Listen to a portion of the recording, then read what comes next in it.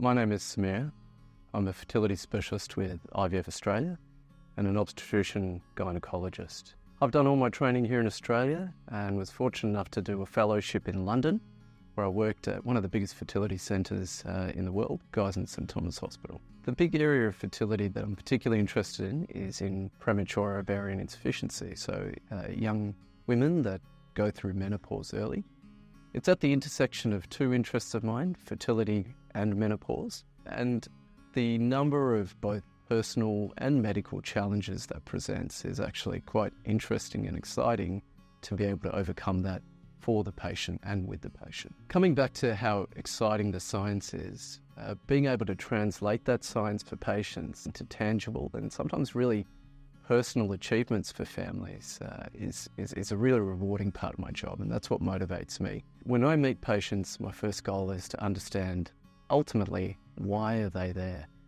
I think, yes, clinically you're trying to understand what medically may be going on with the patient, but on a personal and social level you're also trying to establish what does each of the options that you might put forward in front of the patient, what do they mean and for that patient, and those goals I think are critical to understand rather than having that, cookie cutter experience. My professional style is approachable, it's open, and I hope that people find it easy to communicate. I think the IVF journey is a multidisciplinary approach.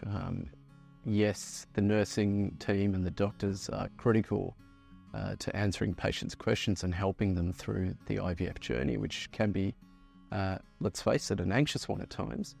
But the science behind it is equally critical to our overall success and making sure that we have the best outcomes for our patients and their families. My approach to fertility patients is ultimately about collegiality and communication.